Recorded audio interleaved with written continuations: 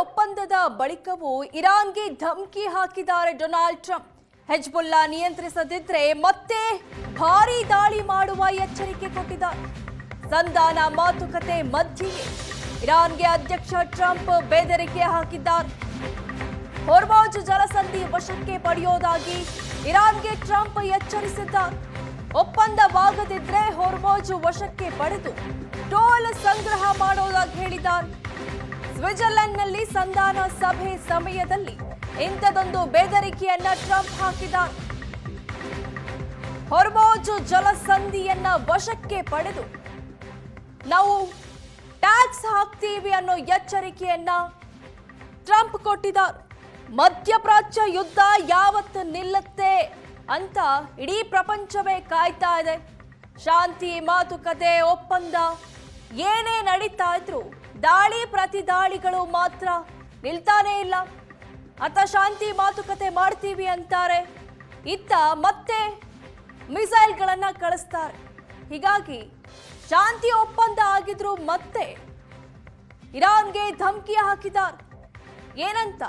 ಹೊರ್ಮುಜ್ ಜಲಸಂಧಿಯನ್ನ ನಾವು ಆಕ್ರಮಣ ಮಾಡ್ಕೊಳ್ತೀವಿ, ಟ್ಯಾಕ್ಸ್ ಹಾಕಬೇಕಾಗತ್ತೆ ನೀವು ಅಂತ ಎಚ್ಚರಿಕೆಯನ್ನ ಕೊಟ್ಟಿದ್ದಾರೆ ಟ್ರಂಪ್.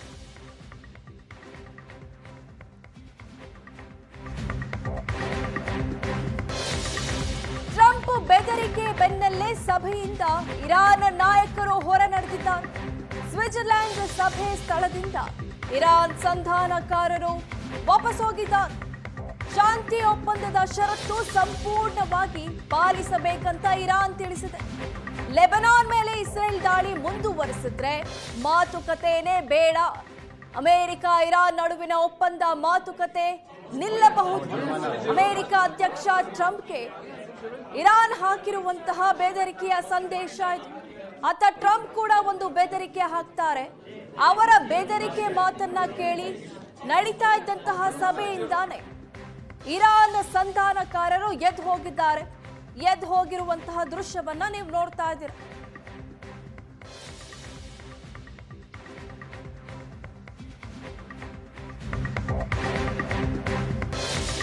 ಲೆಬನಾನ್ ಮೇಲೆ ದಾಳಿ ನಿಲ್ಲಿಸಲು ಇಸ್ರೇಲ್ ಪ್ರಧಾನಿ ನೆತನ್ಯಾಹು ನಕಾರ. ಲೆಬನಾನ್ನಿಂದ ಹಿಂದೆ ಸರಿಯಲು ನಾವು ನಿರಾಕರಿಸಿದ್ದೇವೆ. ಲೆಬನಾನ್ನಲ್ಲಿ ಭದ್ರತಾ ವಲಯವನ್ನ ಸ್ಥಾಪಿಸಿದ್ದೇವೆ ಅಂತ ನೆತನ್ಯಾಹು ತಿಳಿಸಿದ್ದಾರೆ. ಇತ್ತ ಲೆಬನಾನ್ ಮೇಲೆ ದಾಳಿ ನಿಲ್ಲಿಸಲು ಇಸ್ರೇಲ್ ಪ್ರಧಾನಿ ಕೂಡ ನಕಾರ ವ್ಯಕ್ತಪಡಿಸ್ತಾ ಇದ್ದಾರೆ. ಸಾಧ್ಯ ಇಲ್ಲ ನಿಲ್ಲಿಸೋಕೆ ಅನ್ನೋ ಮಾತನ್ನು ಹೇಳಿದ್ದಾರೆ. ಲೆಬನಾನ್ನಿಂದ ಹಿಂದೆ ಸರಿಯೋಕೆ ನಾವು ನಿರಾಕರಿಸಿರೋದಾಗಿ, ಲೆಬನಾನ್ನಲ್ಲಿ ಭದ್ರತಾ ವಲಯವನ್ನ ಸ್ಥಾಪಿಸ್ತೇವೆ ಅಂತ ನೆತನ್ಯಾಹು ತಿಳಿಸಿದ್ದಾರೆ. ಸಭೆ ಇತ್ತು, ಸಭೆಯಲ್ಲಿ ಟ್ರಂಪ್ ಬೆದರಿಕೆ ಮಾತಾಡ್ತಾರೆ. ಅಲ್ಲಿಂದ ಸಂಧಾನಕಾರರು ಎದ್ದು ಹೋಗ್ತಾರೆ. ಅದಾದ ಮೇಲೆ ದಾಳಿ ನಿಲ್ಲಿಸೋಕ್ ಸಾಧ್ಯ ಇಲ್ಲ ಅನ್ನೋ ಮಾತನ್ನ ನೆತನ್ಯಾಹು ಹೇಳಿದ.